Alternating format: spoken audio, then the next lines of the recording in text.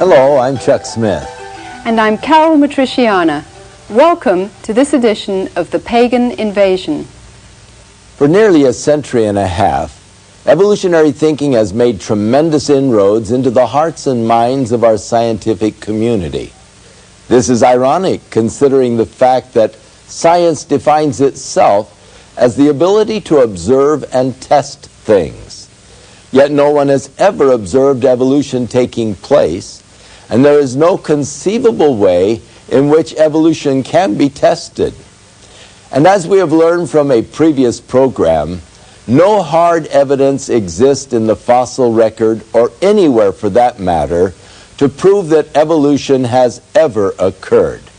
Still, the idea that non-living chemicals changed into life and that one life form can change itself into another life form continues to be presented to the public as proven scientific fact.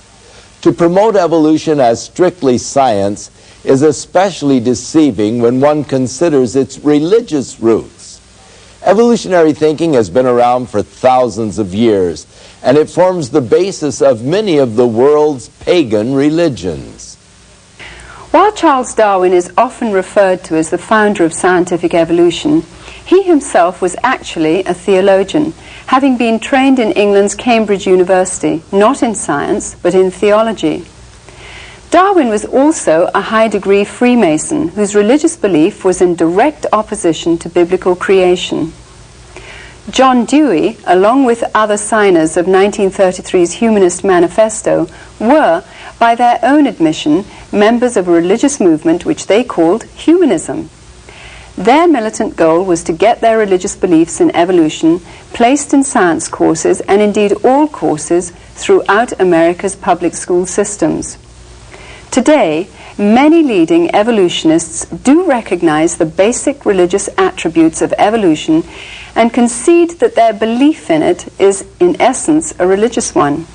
British biologist L. Harrison Matthews writes that a belief in the theory of evolution is exactly parallel to a belief in special creation, with evolution merely a satisfactory faith on which to base our interpretation of nature. Physicist H.S. Lipson states, "Evolution became, in a sense, a scientific religion. Almost all scientists have accepted it, and many are prepared to bend their observations to fit in with it." Dr. Colin Patterson, senior paleontologist of the British Museum of Natural History, and who was by all accounts one of the world's leading evolutionists, goes so far as to say that evolution is positively anti-knowledge. With today's cry sounding even louder for separation of church and state, we have to ask why one religious thought, evolution, is being advanced with our tax dollar in the public schools and museums, while the other perspective, special creation, is being censored. In the year 1925, schoolteacher John Scopes was on trial for presenting evolution as science. Scopes was eventually found guilty, but not before a dangerous precedent was established. For the first time in a U.S. court of law, the existence of a creator God was challenged.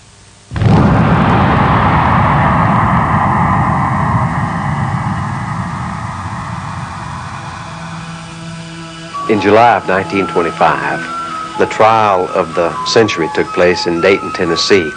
For the first time in educational history in this land, the concept of a creator was totally challenged. This was the great turning point. Up till 1925, all of your science classes taught creation. Today, all that you have taught in the science classroom is evolutionism. John Scopes, a schoolteacher, was found guilty of violating Tennessee law, which prohibited the teaching of human evolution. Less than 10 years later, by 1933, the Humanist Manifesto was signed by a small but powerful group of people presenting themselves as a non-profit religion. Their religion was humanism, and it swept through the educational system through the zealous pursuits of John Dewey, a socialist and first president of the American Humanist Association. Today, public schools are the seminaries for Dewey's religion of humanism, and its doctrine of evolution dominates the educational system. Now, today we do have religion being taught in our public schools. The fundamental tenet of humanism, for instance, as listed right in the Humanist Manifesto. Tenet number 1, religious humanists regard the universe as self-existing. It was not created. Tenet number 2, man is the product of a long natural process, that is evolution. A very few people originally got control of our education system in this land. One of the things that was imperative for them to push through their programs was evolutionism. Most people do not believe that evolution happened.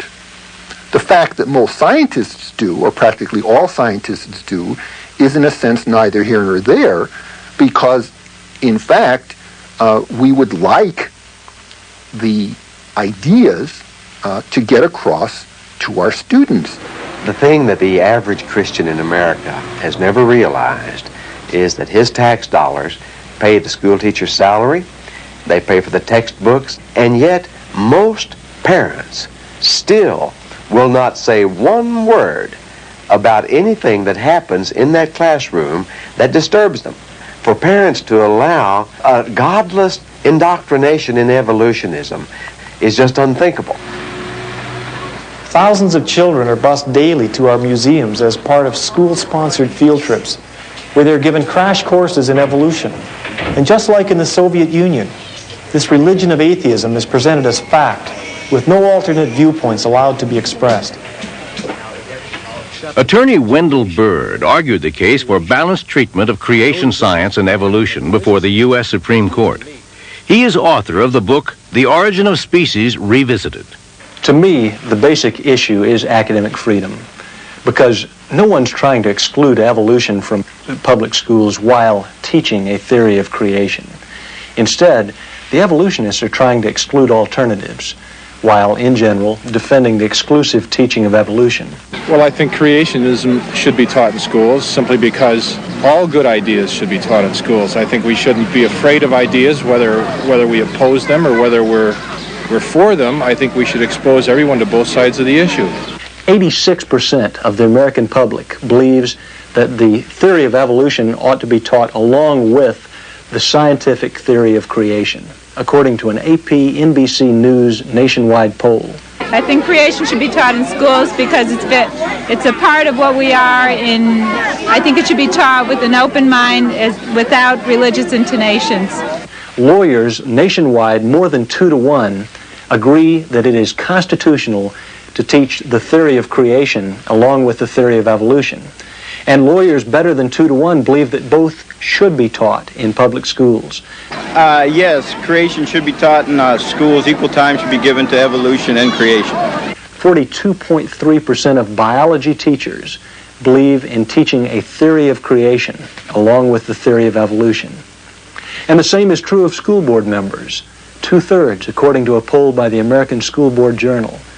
The fact is that contrary to all of the smoke, the great majority of the American public feels that it is unfair to teach just the theory of evolution.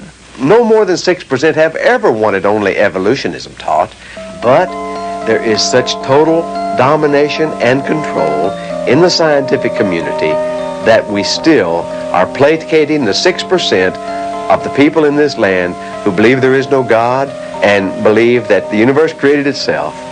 Well, since there's no one answer and you can't prove the past yet, then both ideas should be taught.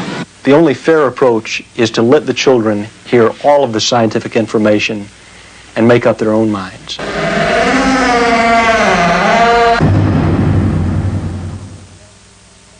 The founding fathers of evolution based their theories not on scientific evidence but simply on wishful thinking.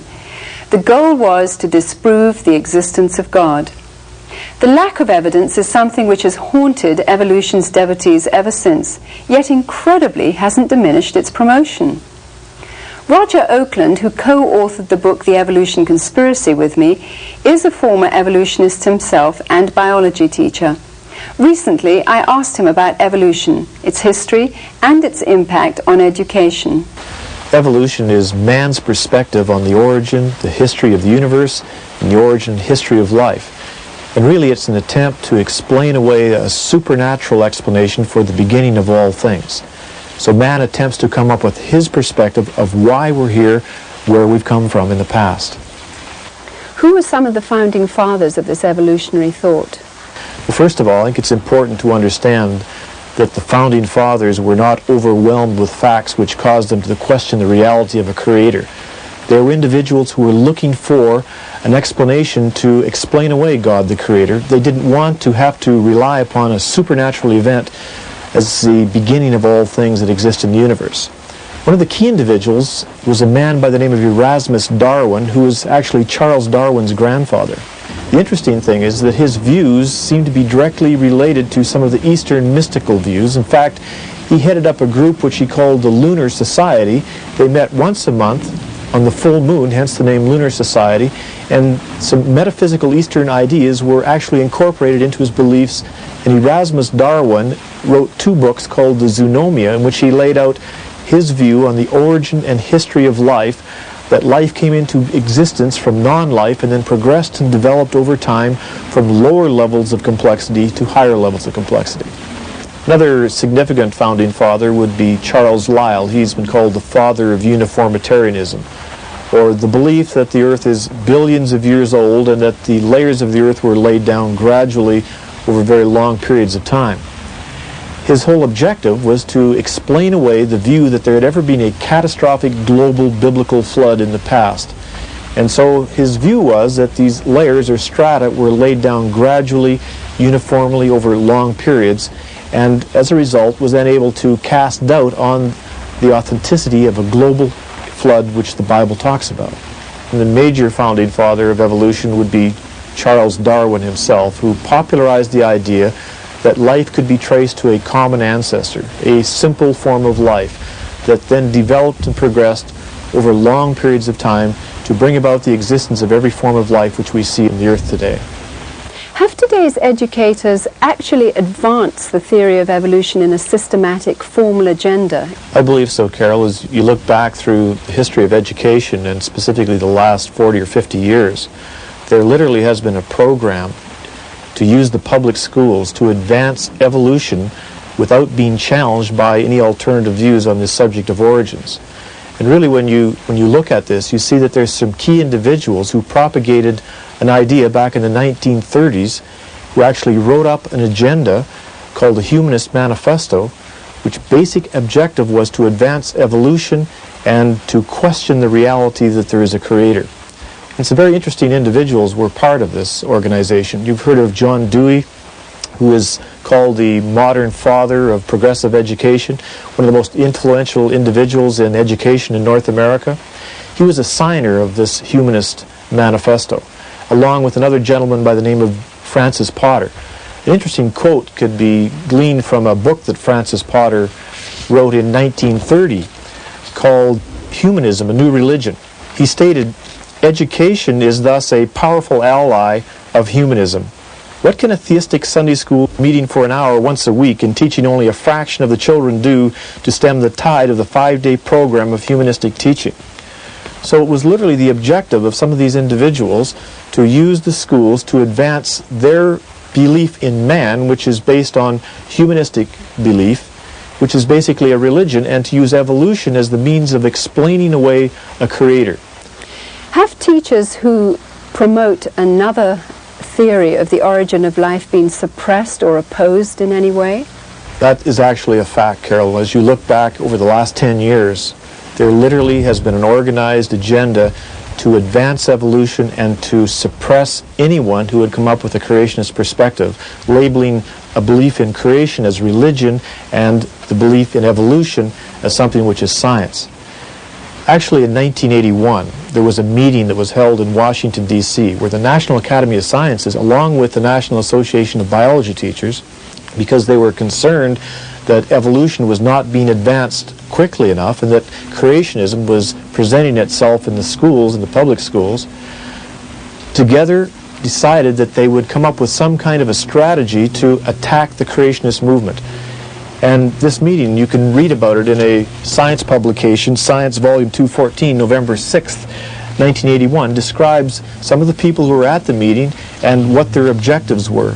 And Frank Press, who was the head of the National Academy of Sciences, then was instructed that he should meet with influential people to see what they could do to stop creationism from being presented in the public schools.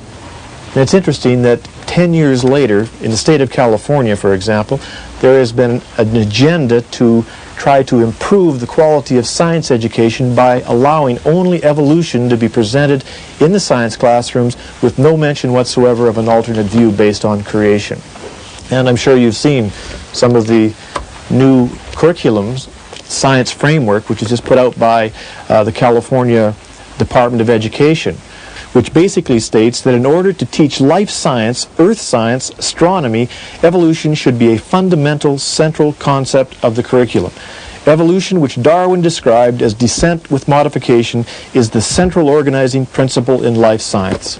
So evolution is being promoted as science, and that it shouldn't be questioned, that it is as much a fact as gravity. Roger, are there any other key individuals who have organized a campaign to discredit creationism or creationists? There are many individuals, but let me just mention a few. One of the most important individuals who has done everything he can, is zealous against the creation movement, is a man by the name of Isaac Asimov. Of course, well-known science fiction writer. He is a signer of the Humanist Manifesto in an updated 1973 version.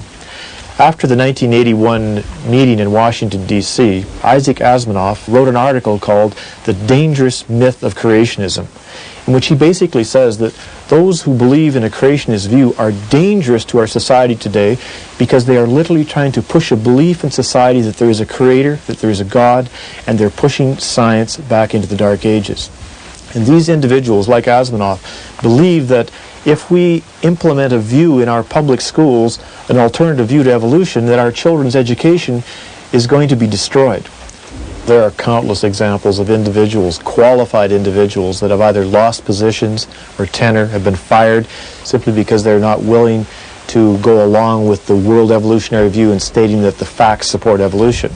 They'll say that the facts don't support evolution, and as a result of that, they are removed from their positions. Let me give you a couple of examples. Forrest Mims, a well-qualified science writer with Scientific American, recently removed from his position because it was found out that he believed in a creationist perspective. Although he had not written articles from a creationist perspective, he was fired from his job. Just recently, in the Capistrano Unified School District in Southern California, a public school teacher, high school teacher, because he was teaching that there were facts that didn't support evolution, was being attacked by other biology teachers and by superintendents that say that he cannot continue teaching the way he's teaching because of the new science curriculum, which says that evolution must be advanced without any opposition. Institute of Creation Research, of course, well known around the world for advancing a creationist view based on scientific observable evidence, has come under attack by the California Board of Education, claiming that they do not teach evolution properly and therefore could not be accredited as a private institution. So you can see there's all kinds of major confrontations which are occurring. Evolution is being advanced, and a belief that there's a creator is being attacked and literally abolished from the school system. Teaching our children to think logically and to think clearly. Isn't this the job of our educational system? Yet as the result of the exclusive teaching of evolution, students' sense of logic must be discarded. For example, if the intricately precise design of a Swiss watch is the result of a designer, what about, say, the human eye? Is it logical to assume that the eye had no designer, even though it is billions of times more intricate and precise in its design than a watch? And what about the DNA code found in each living cell? The purpose of that code is to prevent one life form from changing into another type of life form. And yet, evolution is based on the idea that life forms must change into other types of life forms. Is that logical?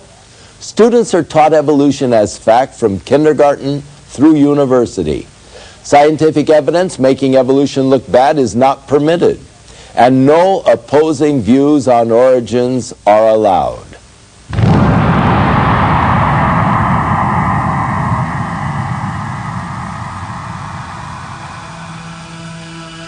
Should other concepts of how life got started be taught in the public schools?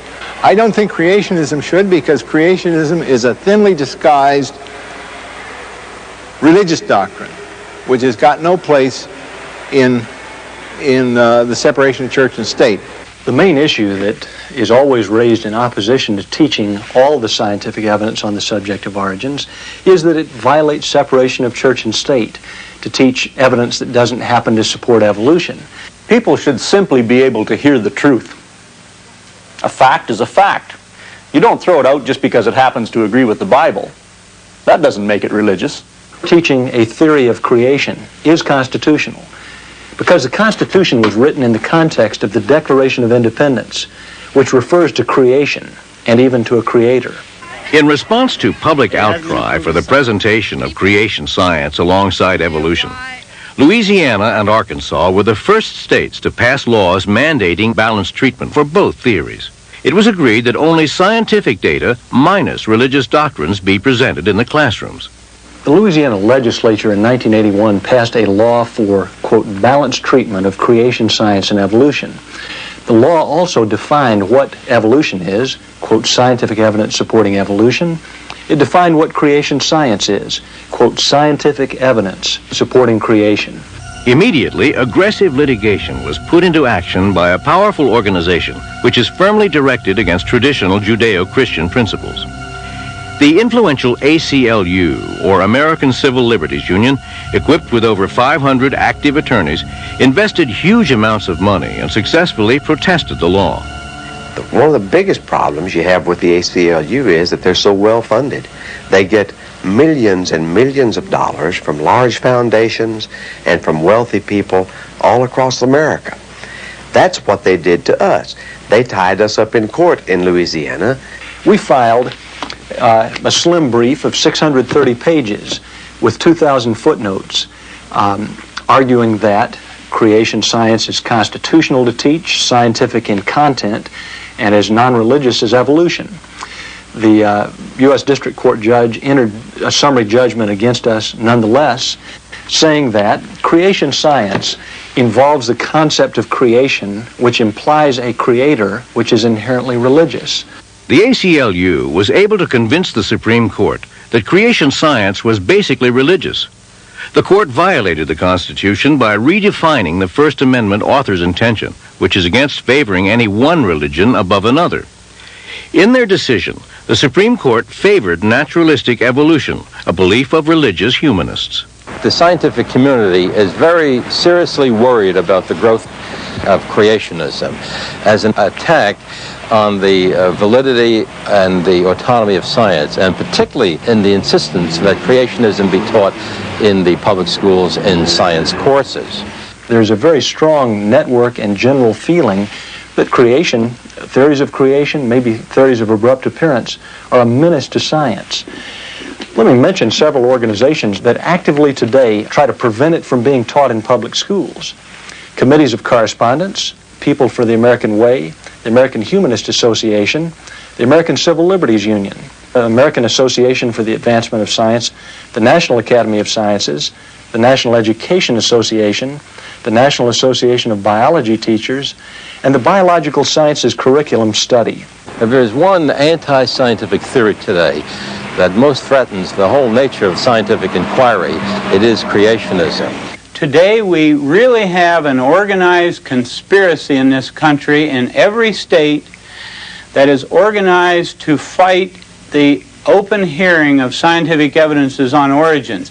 The result was the forming of a loose network of active organizations that will cooperate to combat the creationist intrusion into the public schools, public museums, national and state parks, and the governmental funding of science research. They have a very specific desire to preserve the exclusive teaching of evolution and to exclude any teaching of a scientific theory of creation or a scientific theory of abrupt appearance. That's censorship in my view. We have today what is unquestionably the worst case of censorship. Good scientific data that happens to make it look bad for evolution, but that is meticulously censored from the textbooks. in an American society where we have always taken great pride in freedom of expression, freedom of religion, freedom of belief, freedom of press, it's just so unfortunate that we have such great censorship in our scientific community today.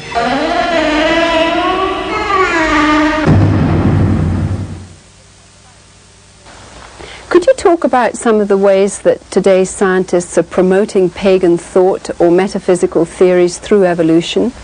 I found, Carol, that there is another trend that's occurring in our society today. While creationism has been labeled religious and every effort made to remove it from the public school classroom, Eastern religion is being advanced as science and is being accepted and endorsed. They're also saying that in the future, man will take another step of evolution to a higher level of consciousness, literally advancing onwards towards a new species. So we're talking about a new dimension, an elevation of consciousness into a higher dimension, which is basically a metaphysical idea. And these ideas are being advanced by many prominent people and are literally being endorsed by many educators. This idea of an elevation to a higher level of consciousness is an ancient idea. It originated in Babel. It was a belief of the Hindus, who believed that a serpent force or a psychic force would lead one on upward into a higher dimension, a higher elevation of consciousness. In this book here, called Kundalini for the New Age, by Gopi Krishna, the author states, "I've sown the seeds of what I consider to be the most pressing need of mankind, namely information about the evolutionary mechanism in human beings slowly drawing the race to a golden future of harmony, peace, and happiness." And he says that Kundalini Yoga, a practice, by ancient Hindu practice, is something that needs to be incorporated into our society today, should be introduced by science to our generation to make this next step of consciousness occur in our time. So metaphysical ideas are being endorsed as science, and believe me, they are being welcomed by many educators and being advanced in the education system.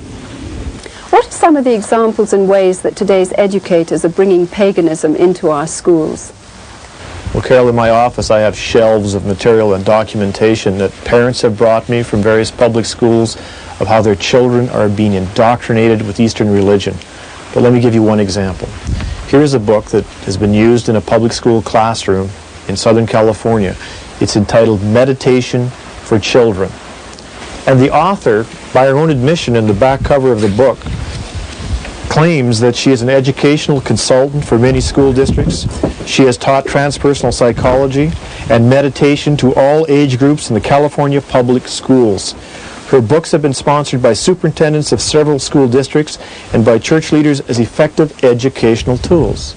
Then she says, much of knowledge from which we draw in learning to use meditation to get in touch with this great wisdom inside us comes from Eastern meditators, many Hindu and Buddhist. So religious ideas are being accepted in the public school classrooms, and they're masquerading as science. And the author goes on to say that these techniques and these therapies are necessary in our educational system today to allow us to take another step of evolution. This is exactly the same deception, the same lie that has been repeated throughout history over and over again. Ancient pagan practices are being reincorporated into our society today, and the public schools are being used to spread them and propagate them. It's apparent that evolution is playing an important role in the pagan invasion today. From your perspective, what are the reasons? Solomon, the Bible claims, is one of the wisest men that ever lived, said there's nothing new under the sun. History merely repeats itself. And in the past, when man willingly removed God from his thinking and trusted in himself, the pattern was that he turned to a metaphysical, supernatural, fallen spiritual dimension. It has happened many times. And every time that that occurred, when man trusted in himself rather than God, he turned to the fallen spiritual realm. Evolution today has been the means by which God has been removed from our thinking. Evolution is literally a gateway to the gods. And this New Age belief that elevation of consciousness can attain godhood is the same belief that the ancients believed in. It began in the Garden of Eden. It was repeated at the Tower of Babel. And it occurred over and over throughout Old Testament history. Once more, history is repeating itself in our generation. Today, many students are not only being denied good science, they're being force-fed a pagan Hindu occult religion in its place. In giving credibility to evolution, science has moved from the realm of physics to metaphysics.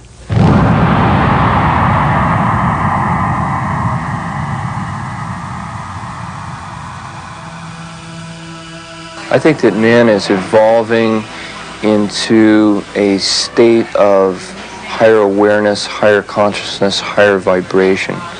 And I think that the best representation that we have of man's movement in that direction is what's going on in the consciousness movement, New Age movement. Evolution is going on all the time. Many people believe, and I believe, that the purpose of life is to grow, and that you grow as much as you can in each lifetime. And of course, we believe in reincarnation. One prominent world religion today gaining much popularity through celebrities like Shirley MacLaine is known as the New Age movement or the New Consciousness movement. At its heart is reincarnation and karma, both part of evolution, which is based in Eastern mysticism. The New Age movement is asking us to recognize our oneness by accepting the idea that we all evolved from the same pond. And if we can unite our minds and spirits using techniques such as meditation and channeling, we can supposedly get incredible powers, achieve global unity. New Age is an interrelated network of various philosophies and political causes. Its goal is to promote an awareness of global oneness, physically and mystically. Everybody from Jesus Christ to Adolf Hitler would be seen as someone who we can identify with because we are all one. I think that certainly there is every potential for all of us as spiritual beings to merge as one. We've mastered the evolution of the physical body. We've mastered the evolution of the mind, or we're moving in that direction. So we're coming to a time where we're using this perfected, quasi-perfected body, this opening and perfecting mind, to access the true perfection of the universe, which is the spiritual dimension. According to New Agers, the next phase of mankind's evolution is elevation to godhood. They see the human race as a transitional form between apes and God. That's, I think, our purpose on earth, and I think we're understanding that, is to make ourselves whole, to become one with ourselves, and then to realize our godhood. And I believe that everyone has Christ consciousness within themselves, and all they need to do is go inside and realize that and bring it forward and be that Christ consciousness. Evolution, whether biological or mystical, is man's way to explain away God and his creation and put man in God's place. Man has basically got the biological future of the earth in his hands. He can control evolution. We're in a time now where man is literally taking control of his own evolution, taking control of where mankind goes, both individually and collectively. I believe that the New Age movement is heading into the mainstream of American consciousness, and I think that it's going to get there by exposure in the mass media.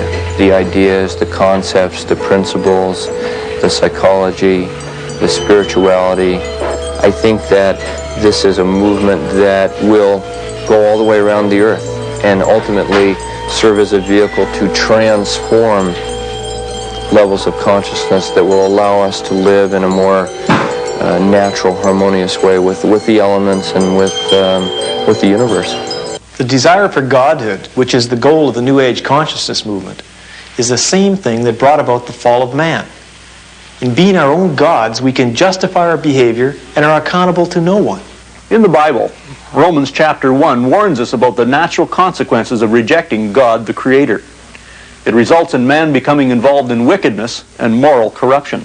If there is a moral governor in the universe, then each person in this universe is responsible to that moral governor. The easiest thing in man's mind to do is just to dismiss the possibility of that moral governorship. Adolf Hitler used the Darwinian thesis of natural selection, the survival of the fittest, to weed out who he considered to be the inferior strand of humanity. He brutally tortured and killed 12 million people. 6 million Jews and 6 million non-Jews. In effect, we are doing the same thing today with abortion, euthanasia, and infanticide, weeding out those whom we consider to be unwanted persons. Since 1973 in the USA alone, nearly 25 million unborn human beings were killed by abortion. That is one baby every 20 seconds. If we deny that man is created in the image and likeness of God, then we lose the dignity and purpose of life. If we agree with the evolutionary premise that we are no more than evolved animals, then humankind loses all moral perspectives. We can either choose to look to evolution for the answers, or we can choose to consider an alternative. Just look at the vastness of the universe with its galaxies, solar systems, the planets, all circulating in perfect precision. There are more stars than grains of sand in all the world. Just think of the complexity of life, the intricacies of the eye, the ear, the heart, or the human brain. Is it logical to assume it all happened by random chance? Or was there an awesome creator and designer behind it all? The Bible says that man is without excuse because all around him he can see through the evidence of nature the mighty workings of a creator God.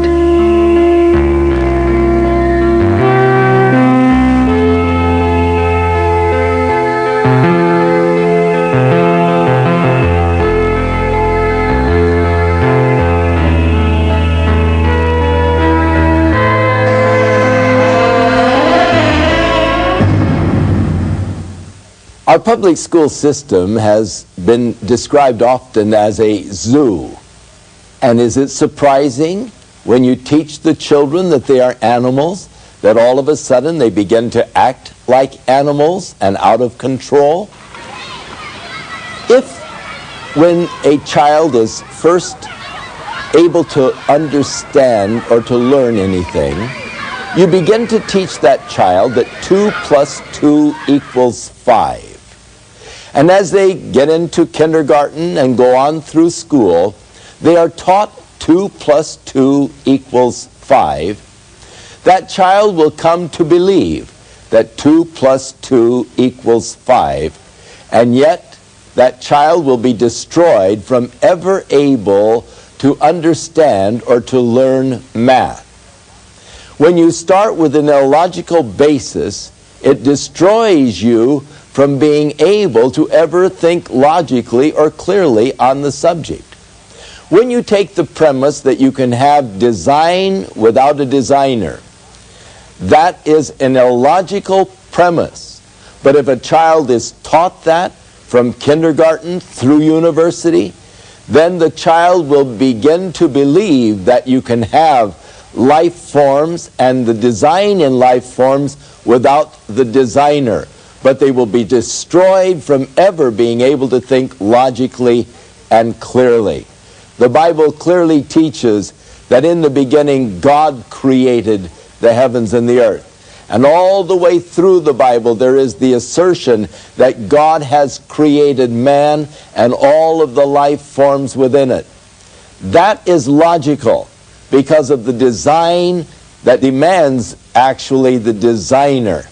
And it is important that we not only see the design in creation, but you can come to know the designer himself. And that's what he intended when he designed you. Within all of us, there is a God-shaped vacuum. Throughout the ages, man has attempted to fill that void with the things of the world. But it is only through a relationship with our Creator that we can be truly satisfied. His Holy Scriptures reveal the way in which we can be reconciled to God, and that is through the provisions of His Son, Jesus Christ. I'm Chuck Smith. And I'm Caryl Matrisciana. Join us again for another edition of The Pagan Invasion.